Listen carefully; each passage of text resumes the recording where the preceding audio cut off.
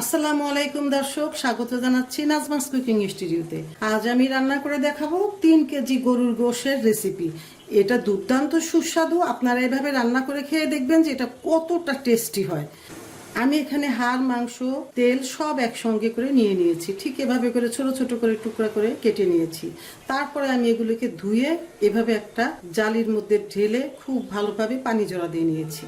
এবার আমি মাংসটা কিভাবে রান্না করি সেটাই আমি আপনাদের সঙ্গে শেয়ার করব। আমি এমন একটা ডিশ নিয়ে নিয়েছি, আপনারা চাইলে যে কোনো ধরনের ডিশ ব্যবহার করতে পারেন। তো আমি এখানে আমার যেটা ভালো লাগছে আমি সেই ডিশটাই নিয়ে নিলাম। এর মধ্যে আমি এখন মাংসের টুকরাগুলো দিয়ে দিচ্ছি। মাংসের টুকরাগুলো আমার এই ডিশের মধ্যে নিয়ে নেওয়া হয়ে গেল। এবার আমি মশলাগুলো দিয়ে নেব। দেখুন, দিয়ে দিচ্ছি 10টা এলাচ। এলাচগুলোকে আমি একটু হালকা থেতলে নিয়েছি। এখানে 15-20টা লবঙ্গ নিয়ে নিচ্ছি। লবঙ্গটা হজমের জন্য খুবই উপকারী। গরুর গোশে তো লবঙ্গ দিবেনই। এখানে আমি কিছু দারচিনি নিয়ে নিয়েছি। দারচিনিটা নিচে ছিল, অল্প হয়ে গেছে, যে জন্য একদম ছোট ছোট দারচিনি নিয়েছি। এগুলো তো সমস্যা নেই, আমার দারচিনি সুঘ্রাণ বের হলেই হলো। দিচ্ছি 2টা তেজপাতা, দিচ্ছি কিছু কাঁচা মরিচের ফালি। আপনি চাইলে গোটা কাঁচা মরিচও দিতে পারেন। এবার 1/2 চা চামচ হলুদের গুঁড়ি দিয়ে দিচ্ছি। দিচ্ছি 1 চা চামচ জিরার গুঁড়ি। দিচ্ছি 1 চা চামচ ধনিয়ার গুঁড়ি। মরিচের স্বাদ বা ঝালের স্বাদটা যে যার মতো দিয়ে নেবেন। আমি আমার স্বাদ মতো 1 চা চামচ ভরে ভরে 2 চা চামচ মরিচের গুঁড়ি দিয়ে নিলাম। এবার কিছু পেঁয়াজের ফালি দিয়ে দিচ্ছি। এখানে 4 থেকে 5টা পেঁয়াজের কুচি হবে। আমি বাকি পেঁয়াজের কুচিটা পরে দেব। 3 কেজি গরুর মাংসের মধ্যে আমি একটা গরুর মাংসের মশলা ব্যবহার করব। এই যে দেখুন, পুরাটা আমি দিব না, আমি অর্ধেকটা দিব। এই যে আমি অর্ধেকটা দিলাম আর বাকিটা রেখে দিলাম। এবার আমি স্বাদ মতো লবণ দিয়ে দিব। এটুকুর জন্য 1 কেজি, এটুকুর জন্য 2 কেজি পরিমাণ, আর এটুকু 3 কেজি। এই হয়ে গেল। আমি একটা অনুমান করে দিলাম, আপনারা টেস্ট করে আপনারাও অনুমান করে দিবেন। এবার দিয়ে দিচ্ছি আদা বাটা। এই যে এখানে 2 টেবিল চামচ পরিমাণ আদা বাটা নিয়ে নিলাম। 2 টেবিল চামচ পরিমাণ রসুন বাটা দিয়ে নিলাম। এই হলো আমার মশলা। এখন আমি এর ভিতরে তেল দিয়ে দিব। এই যে তেল দিয়ে দিচ্ছি, পরিমাণ মতো তেল দিয়ে নিলাম। মনে করেন যে এখানে আমার 1/2 কাপের চেয়ে একটু কম, 1/3 কাপ তেল দিয়ে দিচ্ছি আর কি। এখন আমি এগুলোকে খুব ভালোভাবে হাত দিয়ে মেখে নিব। মানে খুবই ভালোভাবে মেখে নিতে হবে। এই মাখানোটাই কিন্তু মাংসের আসল টেস্ট আসবে, এটা মনে রাখতে হবে। মাংসটা খুবই দুর্দান্ত ভাবে মেখে নিতে হবে। এভাবে করে একদম পুরা মাংসটায় যাতে মশলাটা ঢুকে যায় সেই ব্যবস্থা করতে হবে। তার মানে মাংসটাকে আপনি প্রায় 5 থেকে 7 মিনিট সময় আস্তে আস্তে আস্তে আস্তে করে এভাবে মেখে মনে করেন যে মাখাটা মানে কি, মাখাটা মানে অর্ধেক রান্না হয়ে যাওয়া, শুধু তাপটুকু লাগে মাংসটা সিদ্ধ করে নেওয়া।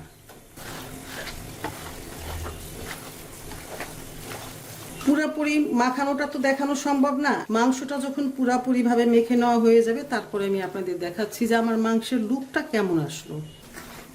দর্শক দেখুন, আমি প্রায় 4 মিনিট সময় ধরে এই মাংসটা এভাবে করে মেখে নিলাম। এই যে মেখে নেওয়ার ফলে লুকটা যা আসছে, এভাবে করে এই যে মেখে নিলাম, পুরা মাংসের ভিতরে মশলাগুলো ঢুকে গেছে। এটাই কিন্তু হাতে মেখে নেওয়া মাংসর মূল কারিশমা।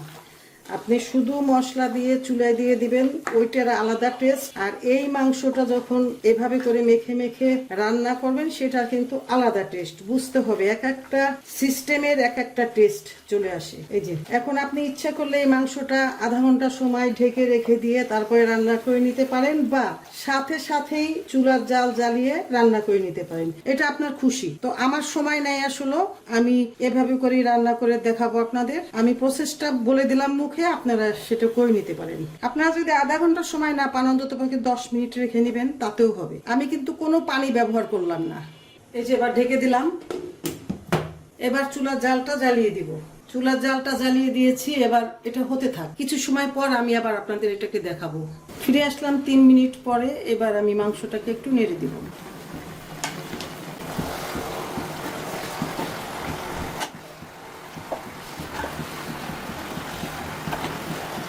এভাবে করে বারবার আমি মাংসগুলোকে কিছু সময় পর নেড়ে চেড়ে নিব। একদম নিচ থেকে নেড়ে চেড়ে উপর পর্যন্ত নেড়ে খুব ভালোভাবে মিক্স করে নিব।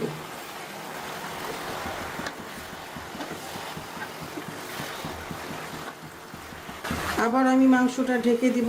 এভাবে করে আমি পুরো মাংসটা কষিয়ে নিব। আবার ঢেকে দিচ্ছি। এভাবে করে ঢেকে বারবার নাড়বো এবং বারবার রান্না করে নিব। প্রায় 15-20 মিনিট পরে ফিরে আসলাম। মাঝে কিন্তু আমি বারবার নেড়ে নিচ্ছি। মাংসটা আবার একটু নেড়ে নিচ্ছি।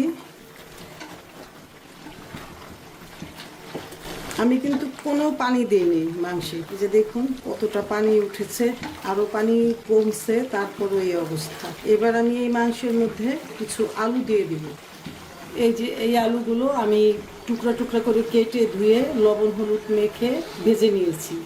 এখন এই আলুটুকু আমি এই মাংসের মধ্যে দিয়ে দেব। চাইলে আপনারা এই মাংসে আলু ব্যবহার নাও করতে পারেন, তবে এই মাংসগুলো যারা খাবে মানে বাচ্চারা, ওরা আবার আলু ছাড়া মাংস পছন্দ করে না, যেজন্য আমাকে আলুগুলো দিতেই হলো।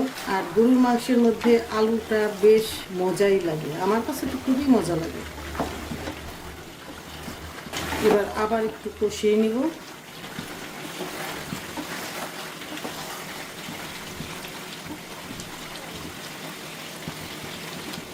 মাংসটুকু বেশ ভালোভাবে আলু দিয়ে কষিয়ে নেওয়া হয়ে গেল। এবার আমি এই মাংসের মধ্যে ফুটন্ত গরম পানি দিয়ে নিব। প্রথমে আমি 3-4 কাপ পরিমাণ পানি দিয়ে নিলাম, একটু নেড়ে দেখে নিই।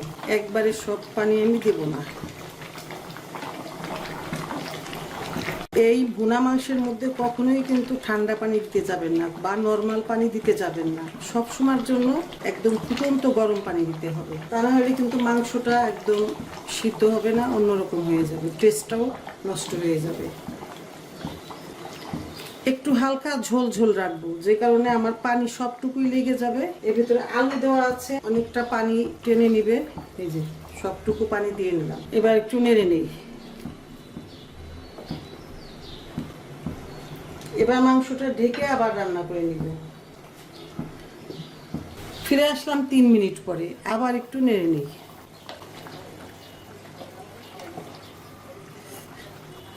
এবার আমি প্যানটা ঢেকে চুলার মাঝারি তাপে এই মাংসটুকু 5 মিনিট সময় রান্না করে নিব। ফিরে আসবো 5 মিনিট পরে। ফিরে আসলাম 5 মিনিট পরে। এবার মাংসটুকু আবার একটু নেড়ে নিচ্ছি। মাংসটা কিন্তু আমার হাতে বলতেছে প্রায় সিদ্ধ হওয়ার পথে। এবার আমি এই মাংসের মধ্যে কিছু পেঁয়াজের বেরেস্তা দিয়ে দিব। আমি এই বেরেস্তাটুকু ঠিক এভাবে করে রাখি, তারপরে এই মাংসে পোলাওতে সব কিছুতে এভাবে ব্যবহার করি, একদম মুচমুচে থাকে। এই যে দেখুন, দেখছেন?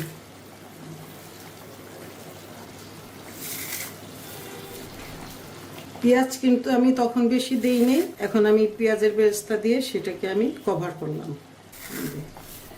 পেঁয়াজের বেরেস্তা দিয়ে নেওয়া হয়ে গেল। এখন আবার এই প্যানটা ঢেকে চুলার তাপ মাঝারি আঁচে রেখে আমি 5 মিনিট সময় রান্না করে নিব। এখন ফিরে আসলাম 5 মিনিট পরে। আবার একটু নেড়ে নেই, কেননা আমি মাংসটা কিন্তু ভুনা ভুনা করব না, একটু হালকা ঝোল ঝোল থাকবে। এই মাংসের এই হালকা ঝোলটাই কিন্তু অনেক সুস্বাদু লাগে। তার আগে আমি একটু দেখে নিচ্ছি যে আমার মাংসটার লবণটা ঠিকঠাক আছে কিনা। একদম পারফেক্ট, আমার লবণটা একদম মাংসে পারফেক্ট হয়েছে। এরই মাঝে আমি দেখে নিচ্ছি যে আমার মাংসটা সিদ্ধ হলো কিনা। এই যে দেখুন, মাংসটা কিন্তু সিদ্ধ হয়ে গেছে অলরেডি। এর চেয়ে বেশি আর সিদ্ধ করবো না, কারণ কুরবানির মাংস এটা একদম নরম হয়ে যাবে, খেতে তারপরে আর ভালো লাগবে না। এখন আমি মাংসটা ঢেকে চুলার মৃদু তাপে 2 থেকে 3 মিনিট সময় রান্না করে নিব। ফিরে আসলাম 3 মিনিট পরে। এই যে দেখুন, আমার মাংসটা প্রায় হওয়ার পথে। এই যে দেখুন, আমার মাংসটা এখন হয়ে গেছে। এখন আমি এই মাংসটাকে গরম ভাতের সাথে বা পোলাওর সাথে বা রুটির সাথে যেভাবে ভালো লাগে সেভাবেই আমি খেয়ে নিব।